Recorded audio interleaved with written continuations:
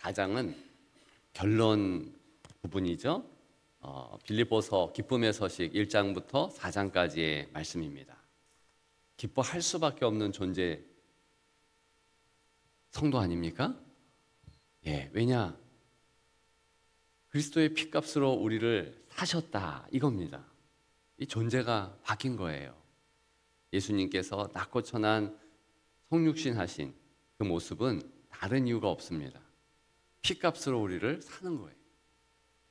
그런데 우리는 자꾸만 이렇게 다른 쪽으로 가서 기쁨을 잃어버립니다.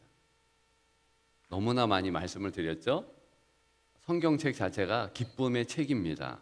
700회 이상 기쁨, 즐거움에 대해서 말씀하는 것입니다. 오늘 4장을 통해서 정말 기쁘게 되고 정말 기쁨을 향유하며 살아가려면 어떻게 해야 되느냐? 적용 부분인 거예요. 적용. 실천 부분.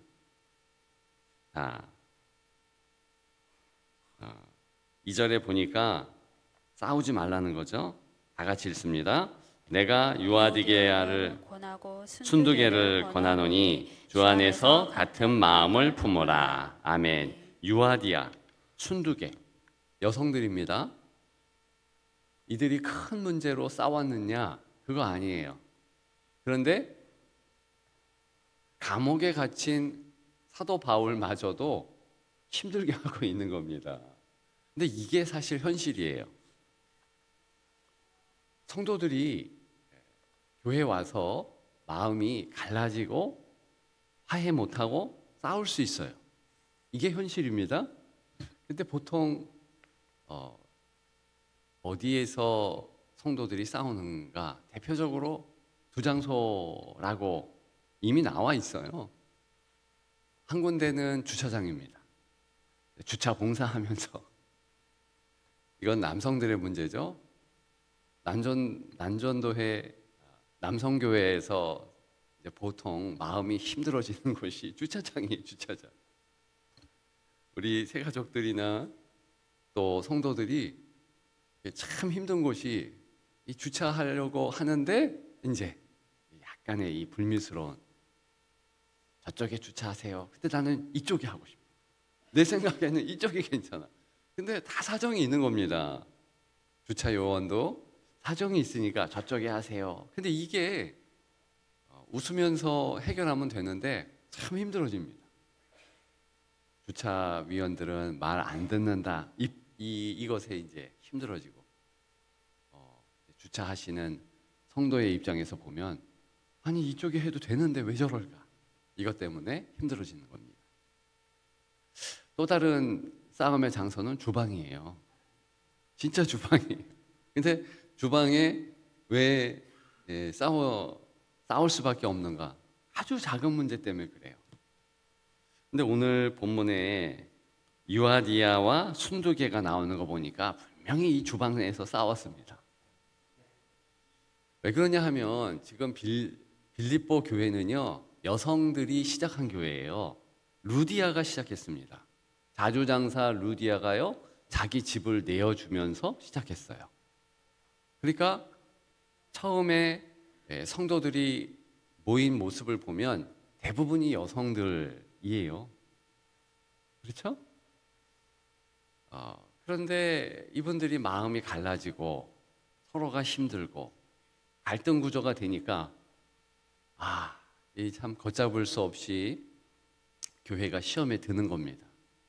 주차장에 있는 남성들이요 보통 교회 생활 힘들어지는 것은요 집안에 있는 여성들이 말을 해서 그래. 어떤 집사님 진짜 힘들더라. 어떤 아무개 힘들더라. 이러면은요 남성들은요 이제 말을 안 듣는 것 같은데 말 진짜 잘 듣는 그 영향이 돼요. 나쁜 일은 사단이 틈타는 것은 그것 때문에 그러는 겁니다. 처음부터 아예 결단을 하십시오. 내가 안 싸운다. 그래서 아예 여기 2절에는요 주 안에서 같은 마음을 품으라 그러면서 싸우면 안 돼. 화해해. 이거 지금 얘기하는 겁니다. 이게 큰 문제 가지고 싸운 거 아니라는 것을 한 번 더 상기시킵니다. 근본적으로 이렇게 안 싸우려면 어떻게 해야 되느냐? 적용의 부분에서 1절에 뭐라 그럽니까? 나의 사랑하고 사모하는 형제들 그랬어요. 사도 바울은요, 싸울 일이 없어요. 왜 그러냐 하면 잠시 마음이 분란이 있을 수는 있죠. 그런데 왜 그런가? 사랑한대잖아요. 사모한대잖아요. 그러면서 결정적으로 뭐라고 얘기합니까? 나의 기쁨, 면류관인 사랑하는 자들, 이렇게 규정해 버립니다. 나도 하나님 앞에서 나는 존재가 변했잖아요. 하나님의 자녀잖아요. 내가 하나님의 자녀인 존재이기 때문에 다른 게 다 문제가 되지 않는다, 이런 의미예요. 그렇잖아요. 내 시민권은 하늘에 있어요. 그 뜻은요, 내가 특권을 누리며 살아가는 존재다. 그죠? 내가 아무리, 이것도 잘못 오해하지 마십시오. 내가 아무리 죄를 진다 해도요, 자녀는요, 부모의 입장에서 보면 두드려 패요, 때려요, 고쳐요. 하지만 자녀 아닌 것은 아니에요. 저희 아버지가 저한테 막 호적에서 판다, 막 이런 얘기를, 험한 말을 너무 많이 했어요. 근데 진짜 안 파. 파도요, 혈연이제 혈연. 혈연을 어떻게 바꿔요? 우리가 두렵고 떨림으로 너희의 구원을 이루라, 이런 말씀을 하는데요, 이것은 무슨 말이냐면 하나님께서 구원케 한 존재란 말이죠. 그러면 그 존재가 변했으면 어떻게 해야 됩니까? 하나님께서 그렇게 하신 것에 대해서 경외감을 갖고, 두렵다라는 것은 두 가지 경우잖아요. 실제 두려운 것과 내가 존중해서 사랑해서, 그래서 경외함으로, 그게 두려워한다라는 성경의 표현이 있습니다. 하나님을 향하여서 두려운 것은 뭡니까? 경외감 아닙니까? 그리고 내가 존재가 변하면 외향으로, 바깥으로도요, 자연스럽게 이 표현도 달라지고 삶의 모습도 달라지는 거예요. 뿌리가 확실하게 잡으면 포도나무는요, 포도 열매를 맺는 겁니다. 어떻게 포도가 무슨 독초의 열매, 다른 열매, 그런 열매 맺겠습니까? 성령의 9가지 열매라는 것은요, 성령이 붙잡아 주시면, 존재가 바뀌면 이게 자연스럽게 나오는 거예요. 그거 얘기하는 겁니다. 기쁨을 잃지 않는 이유는 뭐냐? 이 존재가 확 바뀌었으니. 그 그리스도 때문에 기뻐하는 거죠. 자, 그런 존재이기 때문에 나의 기쁨이요 면류관인 사랑하는 자들. 자, 유아디아에게 있어서 순두개는요 어떤 관계입니까? 이게 지금 서로 함께하는 관계. 순두개에게 있어서 유아디아는요 면류관이고 지금 기쁨이란 얘기예요. 이것이 성도의 관계입니다. 아무리 힘들고 어렵게 하는 그런 성도라 할지라도요, 지금 성경은 뭐라 그럽니까? 그 성도가 너 면류관이야, 네 기쁨이야. 아니, 심판대 앞에서라가 아니에요. 지금 그렇다는 거예요. 지금. 근데 우리 보통 보게 되면 왜 시험에 드는가? 그 성도의 현재 그 모습 때문에 참 시험에 들어요. 근데요, 주님은 시험에 안 듭니다. 왜 그런지 아세요? 형제 변화되니까, 그 자매가 변화되니까. 맞죠? 우리는 지금 보니까 문제지. 하나님께서 역사하는 성도는요 반드시 바뀝니다. 아름답게 변화됩니다. 그래서 그것을 하나님은 아시기에 하나님께서 자녀들을 보면서 시험에 안 들어요. 우리도 그 시각을 가지고 내 자녀가 현재의 모습으로 보면 얘는 빵점짜리죠. 늦게 일어나고 힘들고. 근데 걔도요 바뀌어요. 어떻게 바뀌느냐? 계속 이제 말해주고 사랑을 부어주고 그러면 바뀝니다. 그게 자녀 아닙니까? 그걸 보는 게 부모지. 부모와 학부모가 다르다며요. 학부모는 뭐예요? 너 왜 공부 안 해? 너 왜 이래? 이러다 어떻게 대학이나 가겠어? 이러면 학부모예요. 학부모는요, 어떻게 보면 부모가 아닐 수 있어요. 그죠? 그러면 그 아이는 시험에 들고 그 아이는 힘들어지잖아요. 평생을 보는 것이 부모 아닙니까? 그런 관점에서 기쁨이고 면류가 아닌 성도를 바라보자. 자, 더 실제적인 승리할 수 있는 모습을 우리가 알 수 있는데요. 이제 4절에 주 안에서 항상 기뻐하라. 내가 다시 말하니 기뻐하라. 자, 여기 보면 기뻐하라는 명령형입니다. 그러니까 감정이 명령에 따를 수는 없잖아요. 내가 지금 우울한데 뭘 감정에 따를 수 있습니까? 아니야. 이건 감정을 넘는, 감정을 초월하는 내용이야. 이걸 먼저 인정하세요. 기뻐하는 것은요, 이건 명령형이라니까요. 너 기뻐해. 어떻게 감정이 마음대로 따릅니까? 따를 수 있다는 거예요. 그래서 어떻게 해야 되느냐? 계속 기뻐하는 내용을 얘기하잖아요. 적용하는 부분 5절에 너희 관용을 모든 사람에게 알게 하라. 주께서 가까우시니라. 자, 두 가지 하면 됩니다. 오늘 그것만 잠시 얘기하고 마칠 건데요. 관용을 모든 사람에게 알게 하라 그래요. 이 관용은 친절이에요. 친절. 예수님께서 무척 친절하셨잖아요. 이건 행동을 얘기하는 겁니다. 근데 예수님이 하신 친절을 살펴보면 꼭 놀라운 역사를 일으키시면서 친절하세요. 자, 예수님이 오병이어의 기적을 일으키셨잖아요. 근데 그때 보면은 그게 그 행동 자체가 친절하지 않습니까? 근데 가만히 보면은 불쌍히 여기신 거예요. 지금 밤이 되고 이러면서 사람들이 주의 말씀을 듣는데 쫄쫄 굶고 있다는 것을 주님이 아신 겁니다. 그래서 제자들에게 야, 어떻게 해야 돼? 니네들이 먹여봐. 없어요. 돈 없고요. 음식 없고요. 아무것도 없어요. 광야예요. 어떻게 합니까? 주님이 불쌍히 여기시니까 너희 가지고 있는 거 가져와봐. 그래서 오병이어의 기적을 일으킨 거예요. 예수님이 배고프면은요, 예수님은 굶으세요. 한 번도 돌을 떡으로 만드셔서 그렇게 드시지 않았어요. 본인에게 있어서는 절대로 기적을 베풀지 않았어요. 불쌍히 여기시기 때문에 그런 거예요. 자, 이제 봐보세요. 중풍병자 4사람을 친구들이 지붕을 뚫고서 내려왔습니다. 지붕을 뚫고서 그렇게 해서 이제 들것을 내려가지고 주님 앞에 다다르게 했습니다.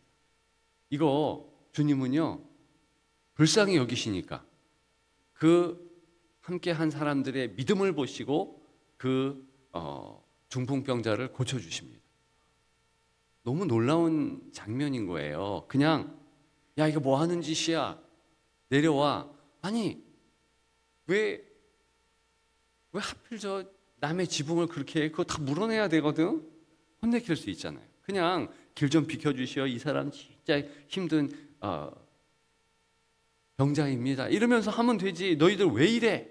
이렇게 할 수 있는데 그렇게 안 하시잖아요. 이유는 진짜 불쌍히 여겼기 때문에. 불쌍히 여기시는 거는요, 모든 상황을 다 알았다 이런 뜻이에요. 여러분, 이 얘기 한번 들어보세요. 누가 방구를 꼈어요. 방구를 뻥 꼈습니다. 근데 그거 가지고 주변 사람들이 다 좋아해요. 이게 무슨 상황이에요? 그 상황을 모르면요, 방구 꼈다 왜 이래? 냄새나게, 짜증나게 이럴 거 아니겠어요? 근데 상황을 아는 사람들이 막 기뻐해요. 어떤 상황일까요? 수술실에서 환자가 방구 끼면은요, 가스 찬 게 나오면은요 사는 거예요. 얼마 전에 이런 책을 알게 되었습니다. 그러니까, 오늘은 음식이 매울 수 있네요. 이게 정확한 이름인가?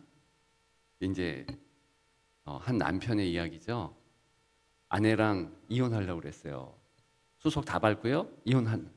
그날에 아내가 전화해서 얘기한 거예요. 나랑 병원에 좀 가져달라. 이거 실화예요? 갔더니 이제 얼마 못 사는 말기암 환자, 특히 위에 문제가 있어서 대장암 몇 기 끝난 거예요. 근데 그 아내가 나 누구 음식 해줄 사람이 없는데 음식 먹고 이렇게 해야지 치료 받는다고 하는데 그때까지 음식을 내게 해줄 수 있냐? 마지막 자비를 베풀어 달라는 거죠. 남편이 약간 좀 짜증도 나잖아요. 이혼하려고 그러는 건 다 결정했거든요. 근데 자비를 베풉니다. 네? 못하겠으면 빨리 얘기해줘. 사람이라도 사야 되니까. 그래가지고 이제 음식을 해준다고. 그래가지고 책 제목이 그거예요. 남편이 음식을 이렇게 해주는 거니까 이게 뭐 맞을 수 있습니까? 뭐 짤 수도 있고 매울 수도 있고 매울 수도 있어. 이 제목이에요. 근데 그렇게 해가지고 음식을 다 해주는데 나중에는 그 음식마저도 못 먹게 되잖아요. 탕수육도 해가지고 만들었는데 못 먹게 되고 그래서 이제 수술실에 가게 되고 가스 못 차가지고 자녀들이 걱정하고 본인도 걱정하고 다 언제 방구 꼈어 이 걱정하게 되고 그러면서 이제 죽게 되고 이 남편이 홀로 남으면서 인생이란 것을 다시 생각한 거 아니겠어요? 여러분 형편을 알고 상황을 알고 그 존재 전체를 다 알면 불쌍하죠. 여러분 인간이 안 불쌍합니까? 진짜 불쌍해요. 제가 안 불쌍합니까? 불쌍해요.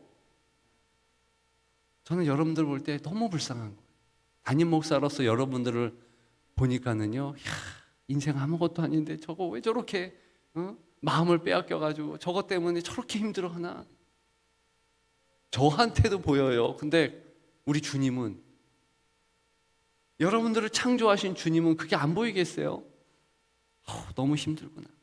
인생이요 오래 살아봤자요 몇십 년입니다. 그것 때문에 다 마음 상하고 힘들어하고 그게 인생 아닙니까? 그거 알면 그냥 처음부터 야 불쌍해 힘들어 그러면 긍휼한 마음 때문에요 관용이 나오는 겁니다. 이게 연결된 거예요. 내 자녀 불쌍하잖아요. 열심히 하려고 그러는데 잘 안 되니까 그런 거 아닙니까? 우리도 경험했잖아요. 그러면 그냥 긍휼의 마음을 갖는 겁니다. 성도도 그렇고요. 목사도 그렇고요. 장로라고 안 그럽니까? 권사라고 안 그럽니까? 목사를 먹사라 그러지 말고 권사를 곤사라 그러지 마세요. 왜요? 행동을 딱 보면 그런 행동을 할 때가 있는데 잘 보면 다 불쌍히 여길 존재들이. 한 가지만 더 말씀드리고 마치는 건데요. 6절에 다 같이 읽습니다. 아무것도 염려하지 말고 다만 모든 일에 기도와 간구로 너희 구할 것을 감사함으로 하나님께 아뢰라. 아멘. 자, 아무것도 염려하지 말라. 이게 명령입니다. 성도는요 반드시 염려합니다. 이거 상황이에요. 염려가 있다는 겁니다. 그래서 염려하지 말라는 거예요. 여러분, 성도가 착각하지 마십시오. 무슨 예수 믿으면서 염려 끝, 행복 시작 이게 아니고 반드시 염려가 있대요. 그러니까 이게 명령은 아닙니까? 염려하지 마 이거예요. 이게 선택이라는 겁니다. 염려하는 것 이게요 취사 선택할 수 있다는 거예요. 염려 안 하려면 뭐를 선택하는가? 여기 기도를 선택하래요. 이거 봐보세요. 모든 일에 기도와 간구로 감사함으로 하나님께 아뢰라. 이 세 번 지금 기도를 다른 말로 표현한 겁니다. 기도, 간구, 너희 구할 것 아뢰라. 이게 기도하라는 거예요. 염려 안 하려면 기도해. 이거예요. 그러면 기도 안 하면 뭘 선택한 겁니까? 염려해요. 그 여러분들이 기도 안 한다 그러면은 염려를 확 부여잡고 아침부터 저녁까지 염려, 걱정 이렇게 살게 돼요. 그래 가만히 생각해 보세요. 기도는요, 그 염려를 하나님께 싹 맡겨버리는 거잖아요. 그죠? 너희 구할 것을 천부께 아뢰라. 다 구할 게 뭔데요? 그게 염려더미라니까요. 그거를 내려놓고 십자가 그늘로 싹 불태우는 것은 내 힘으로 안 되고 그거를 다 전가시키는 거예요. 그죠? 다 던져버리는 거잖아요. 그게 기도예요. 이것도 명령입니다. 기도하라, 당구하라, 아뢰라 3번이나 반복해요. 이거 똑같은 내용 아닙니까? 기도랑 간구가 차이가 뭔데요? 여러분, 기도는 뭐고 간구는 뭐예요? 아뢰는 것은 또 뭐예요? 이게 지금 강조하는 거예요. 너 염려할래? 기도할래? 뭐 할래요? 뭐 할래요? 기도하세요. 그럼 염려는 없어지는 거예요. 근데 우리는 자꾸 염려하려고 그래요. 염려는요, 무조건 들러붙어요. 어제 기도했는데 오늘 염려가 있어요. 그 당연합니다. 그 염려 가지고 기도하라는 거예요. 자, 결단하십시다. 안녕하십시오. 그러니까 즉 불쌍히 여기십시오. 2번째, 기도하십시오. 그러면 승리하는 줄 믿습니다. 그러면 기뻐합니다. 그런 여러분들 되시기를 주님의 이름으로 축복합니다.